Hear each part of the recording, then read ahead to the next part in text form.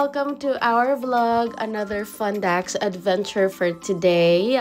We are on our way to Dasol, Pangasinan.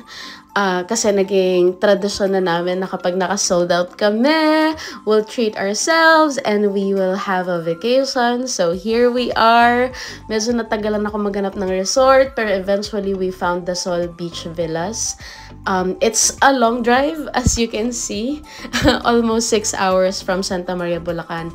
But it's totally worth it. Actually, papunta pa lang kami. Na-appreciate na namin yung biyahe kahit matagal. Kasama naman namin ng buong fam, so hindi naman siya boring or whatnot. So yeah, nakarating na kami sa Dasol Beach Villa. Sa lobby pa lang, very excited ng mga kids kasi nakita nila kung gaano kaganda ang resort. So yeah, we had to settle the deposit and we arrived here a little early. Our check-in time is 2 p.m. and we got here before 1 p.m. So sobrang init kasi, you know, summer. But kahit sobrang init, nawala lahat ng pagod namin and all. Kasi pagdating namin sa resort, sobrang ganda talaga niya. As in, nakita nyo naman sa video kung gaano kaganda ang view. So while waiting for our room, we stayed here sa Resta nila, which is very big, very spacious. Perfect for family outing and such. So, ayan. Nakita nyo ba yan? Kung gaano kaganda yung view. Paulit-ulit ako kasi na-miss talaga naming magdagat. Yung last na dagat trip namin was like last year pa. So, we are so very excited. And we're so lucky din talaga kasi almost lahat ng napagtanungan kong resort sold out or fully booked. Pero itong Dasol Beach Villa, they are very responsive and I was able to reserve a room for us agad-agad. So, ayun, kumain muna kami. Kasi nabasa ko sa reviews na ang sasarap ng food at totoo talaga guys, napakasarap ng food. Yung pizza na yan, 4 cheese pizza and then carbonara, grabe, 10 out of 10. Anyways, after we ate, we already checked in and this is our room. So we booked a couple deluxe room with garden view. Maximum of 3 packs to, pero inallow nila kami na magstay here dahil 3 adults and 2 kids lang naman kami. So yan yung view namin, garden view, napakaganda. We have our swing at the back and our pool then sa likod. So ayan. Sa mga moments na to, medyo pagod pa kami so hindi pa kami like agad-agad nag-swimming and mainit pa din kasi. And here is another thing that I appreciate the most. Yung CR nila, sobrang laki, sobrang spacious. And bukod sa entrance door from the room, there's another entrance door from outside. So, kunyari, basa kayo na mag-swimming and all, hindi magiging messy yung room nyo, di ba? Napaka-smart. So, ayan, yung mga kids, nag-ready na sila mag-swimming. And by the way, quick plug lang nitong nakita kong maleta sa TikTok. Guys, sobrang worth it nitong maleta nito. I'll put the link sa comment section so that you can check it out as well. Anyway, so kami ni Divine, natutulog kami sa room ng mga oras na to. Pero ang mga bata kasi sobrang silang excited. So nauna na sila mag-explore sa resort and mag-swimming.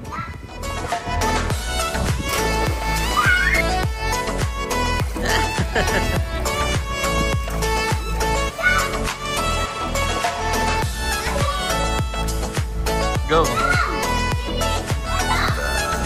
Ooh, careful.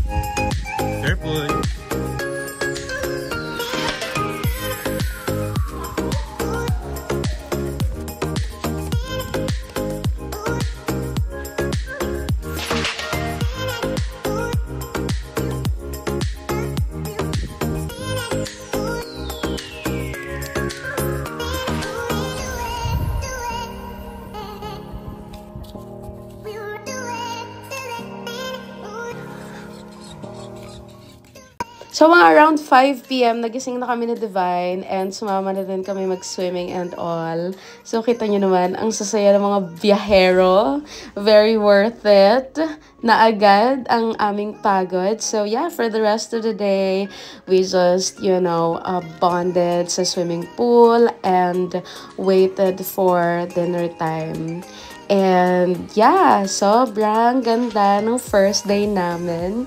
So yeah, kinagabihan, doon na lang din kami sa resto kumain. And we had baby back ribs. So this is good for 1 to 2 packs. Pero ang dami ng serving in fairness, so parang sober pa siya sa amin. After we had dinner, nag-swimming na lang ulit yung mga bata. And then ako, vinidyo ko tong langit kasi may paganyan effect pa sa B. Akala ko magbabagyo kasi nakakatakot, pero buti hindi naman. And very aesthetic siya. A few moments later. Sunrise.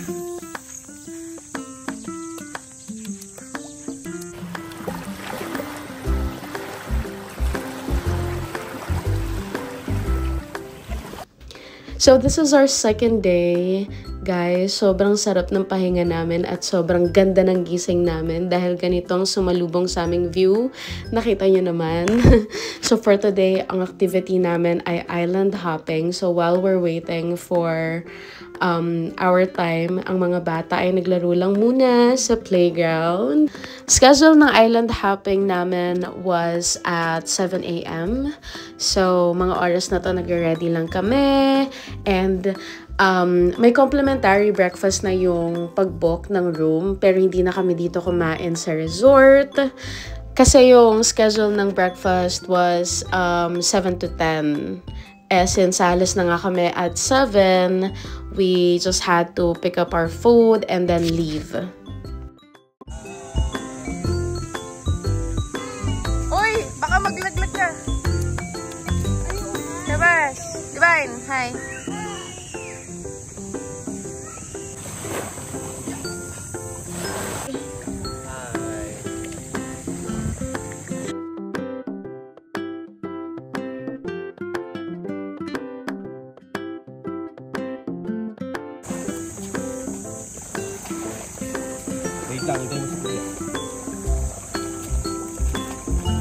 Go, Travis!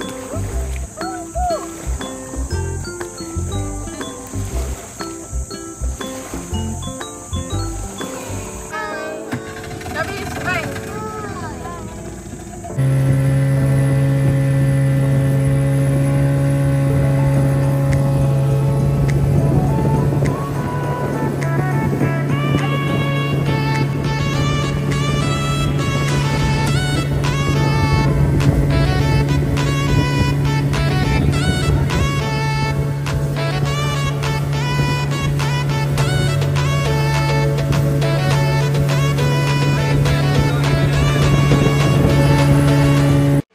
So, pagdating namin dito sa Colibri Island, super ganda. We had to pay for 80 pesos per head na entrance fee and also 500 pesos for the cottage. So, we had breakfast muna and then after that, nag-swimming na.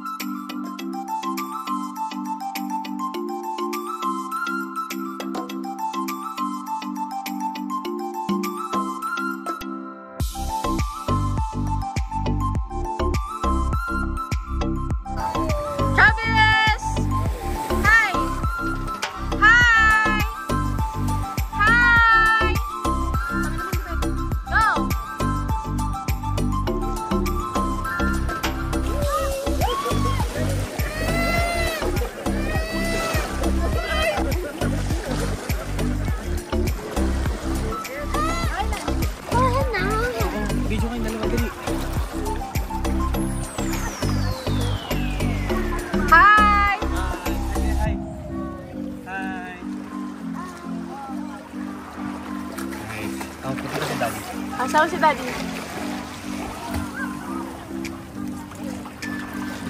Chicken, banana. Chicken, banana. Chicken, banana. Banana, banana. Chicken, banana. Sama ka din, no? Ay, nakapayong ka pala. Hi na! Chicken Trevor! banana. Yeah. So we stayed here at Culebra Island a little over 2 hours. Sobrang na-enjoy namin kasi crystal water talaga siya.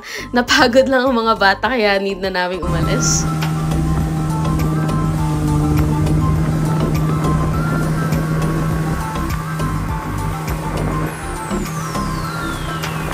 Smile! Smile!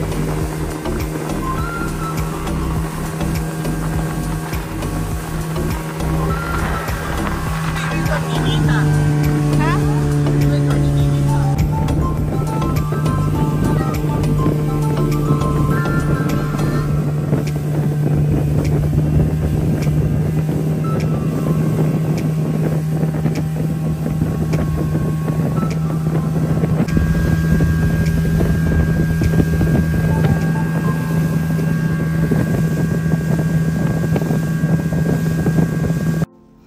So, after naman mag-island hopping, nagstay na kami dito ulit sa pool area ng resort. By the way, for those of you that are wondering, 5,000 ang rent for the speedboat.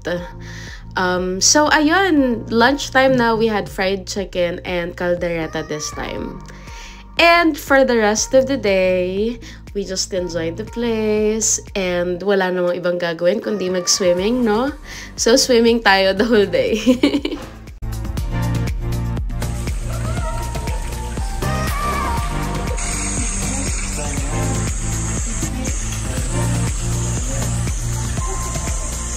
Hi kayo, hi!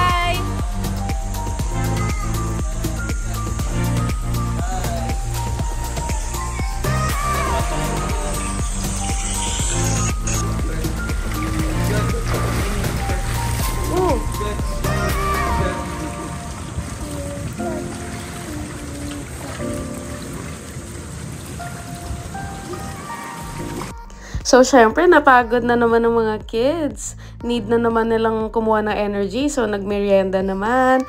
Pero wala eh. Kahit talaga nasa room, malikot pa rin talaga. So, sa mga moment na to, mga bandang hapon, actually, natulog din kami lahat eh. And then, nagising kami mga around 5 p.m. na. Nag-swimming na naman ulit. Dapat, e-explore kami dun sa ibang areas ng Dasol kasi meron doon parang Long Beach. Pero hindi na kami nakatuloy dahil nga umulan na. So, nag-swimming na lang kami and then, since umuulan, hindi na kami sa resto kumain. Nagpa-room service na lang ako ng dinner. And, ayun, that's the rest of the night.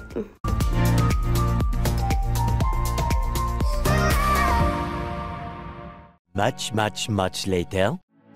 So, this is our third day. Napakaganda talaga ng sunrise. Ang ganda na naman ng pahinga at ng gising namin. And for today, ang activity namin ay jet ski. So, their rate for jet ski is 3,000 for 30 minutes and then 5K for 1 hour. So, in-avail lang namin yung 30 minutes. And, yeah, so much fun.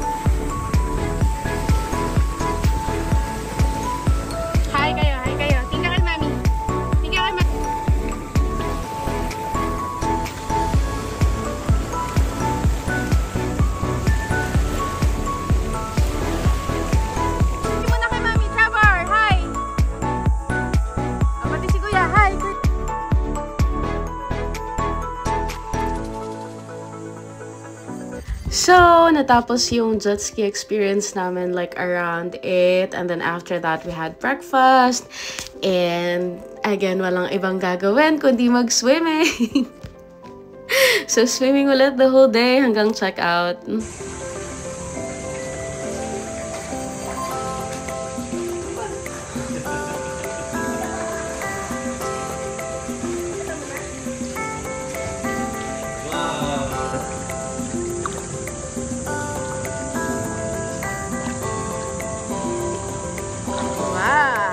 So that's our Fundax adventure here at the Sol Beach Villas, Pangasinan.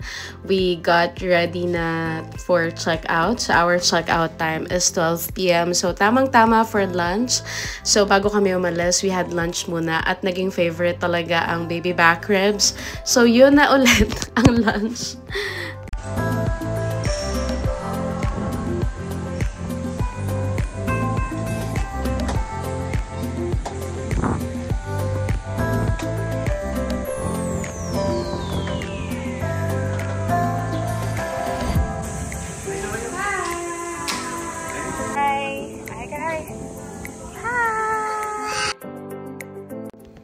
Again, thank you so much, the Sol Beach Villas. We really enjoyed our stay. Until next time. Much later. So, konting pahabol lang ng food trip, ano? On our way home, we stopped by at Starbucks kasi yung mga bata, nag-aya sila ng frap. And also, yung favorite nila na 4-cheese flatbread. So, ayun, very enjoy yung mga kids. Nakakatuwa dahil masaya sila. Masaya ang baby sis ko. Masaya kaming lahat. So, yeah, it's very nice that we get to have a chance to enjoy vacation like this. So, thanks for watching, guys. Bye!